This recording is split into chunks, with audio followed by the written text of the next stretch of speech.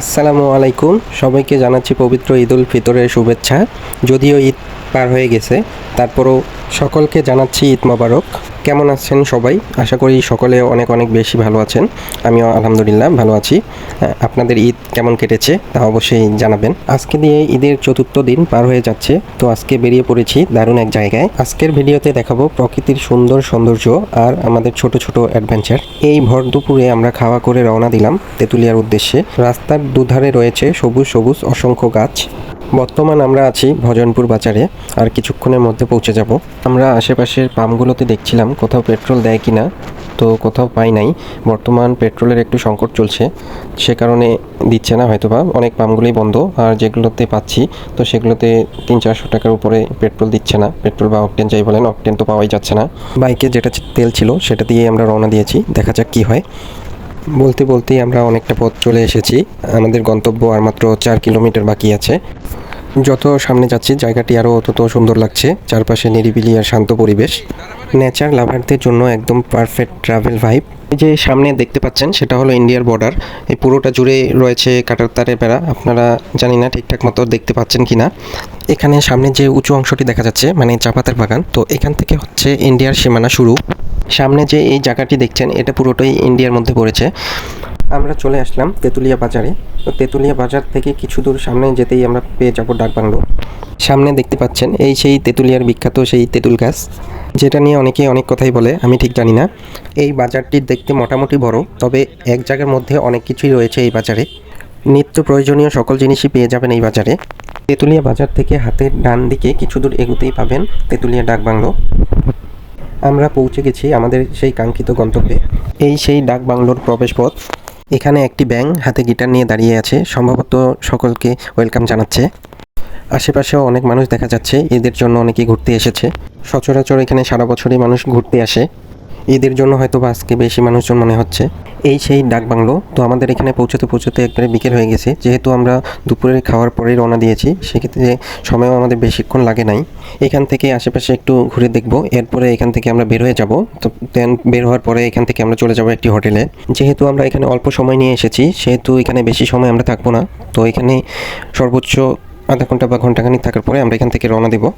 তো যতক্ষণ আমরা এখানে আছি ততক্ষণ আশেপাশের জায়গাগুলো আপনাদেরও দেখানোর চেষ্টা করব।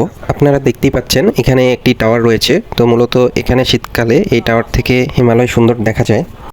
আমরা এখানে উঠে চারপাশে পরিবেশটা একটু দেখব। এখানকার সিঁড়িগুলো বেশ খাড়া খাড়া, তো উঠতে ভালোই কষ্ট হয়ে যায়।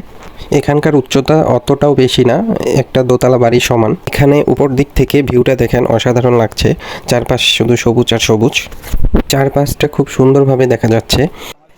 আমার মতে এই টাওয়ারের উচ্চতাটা আর একটু বেশি হলে ভালো হতো, মানে পুরো এলাকা জুড়ে মানে পুরোপুরি দেখা যেত। এখানকার মানে উচ্চতা এমন হয়েছে যে গাছের তুলনায় ছোট গাছগুলো মানে এই টাওয়ারের উপরে পড়ে গেছে। মানে এর যখন মানে কি বলবো, এই টাওয়ারটি যখন তৈরি করা হয় তখন গাছগুলো একটু ছোট ছিল, এখন পর্যায়ক্রমে গাছগুলো বেড়ে চলেছে, ডালপালা শাখা প্রশাখা বেড়ে উঠেছে। এই কারণে এখন টাওয়ারটি নিচে পড়ে গেছে। এর জন্যে আশেপাশে যে দেখা যাচ্ছে নদীটি, মহানন্দা যেটি নদী, এটি ঢাকা পড়ে গেছে। এর জন্য হয়তো বা এটি দেখা যাচ্ছে না ঠিকঠাক মতো। তো এর উচ্চতাটা যদি আরেকটু বাড়ানো যায় তাহলে আরও একটু দেখতে অনেক সুন্দর লাগবে। প্লাস এখান থেকে আবার হিমালয় যেটি কাঞ্চনজঙ্ঘা বলা হয়, তো সেটিকে স্পষ্টভাবেও দেখা যাবে সুন্দরভাবে। তো এখান থেকে আমরা বের হয়ে পড়লাম, বের হয়ে নিচের দিকে যাই। এই যে সামনে আসছে আমাদের মহানন্দা নদী। তো এখান থেকে আপনি বিকেল সময়টাতে সুন্দর একটি ভিউ পাবেন। অনেকে ফটোগ্রাফি করছে, তো সেই সাথে আমরা একটু ঘুরে দেখছি। সময় যেহেতু আমাদের হাতে বেশিক্ষণ নেই, এখনই আমরা রওনা দিব, চলে যাব। তো এখান থেকে এই যে ঠিক আমার এই পাশে হলো ইন্ডিয়া। তো এখান থেকে হচ্ছে আপনার সুন্দর একটি ভিউ দেখা যাচ্ছে। প্লাস এখানে আপনি কি বলে সুন্দরভাবে একটি সময় কাটাতে পারবেন, মনোরম একটি পরিবেশ। এখান থেকে আবার শীতকালে আপনার কাঞ্চনজঙ্ঘা সেটিও দেখা যায়।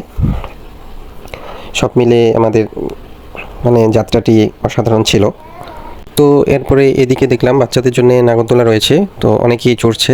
তো আমরাও ভাবলাম যে একটু চড়ে দেখি, অনেক দিন থেকে মানে সেই ছোটোবেলায় চড়া হয়েছে, তারপর থেকে আর চড়া হয় নাই। তো যেই বলা সেই কাজ, আমরাও বাচ্চাদের মতো নাগরদোলায় উঠে পড়লাম।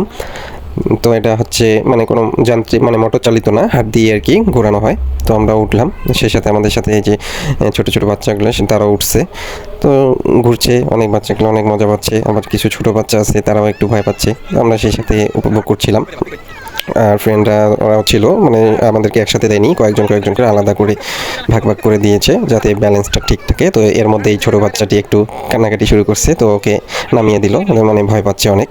তো আমিও বললাম যে ওনাকে নামিয়ে দেন, তো ওকে নামিয়ে দিয়ে আবার নাগরদোলা ঘোরানো শুরু করেছে। তো আমরাও মজা নিচ্ছি। তো এই শেষ হলো, তারপর এখান থেকে নেমে পড়লাম। তো হালকা ভাবলাম যে কিছু খেয়ে নেই। খাবারের মধ্যে এখানে চকলেট চিপস জুস এগুলোই রয়েছে, তো এগুলোই কিছু কিছু করে আমরা নিয়ে নিলাম। এরপরে আমরা এখান থেকে বেরিয়ে পড়লাম। এখন আমরা সরাসরি চলে যাব এখান থেকে আমরা বের হয়ে পড়েছি। তো এখান থেকে সরাসরি আমরা চলে যাব, আমরা উঠবো হোটেলে। এখান থেকে গিয়ে আজকে রাতের জন্য আমরা হোটেল ঠিক করব, তারপরে কি করব সেটা দেখতে পাবেন। তার আগে একটু বলে নিই, আমাদের চ্যানেলটি সাবস্ক্রাইব করে না থাকলে অবশ্যই চ্যানেলটি সাবস্ক্রাইব করে দিবেন। আর ভিডিওটি কেমন লাগলো তা অবশ্যই কমেন্টে করে জানাবেন। আর ভালো লাগলে ভিডিওতে লাইক দিবেন, পারলে একটি শেয়ার করে দিবেন। তো এখন আমরা বেরিয়ে পড়লাম তেঁতুলিয়া ডাকবাংলো থেকে। তো এখান থেকে আমরা রওনা দিয়ে দিলাম। তো আজকের ভিডিওটি আমরা এখানেই শেষ করছি।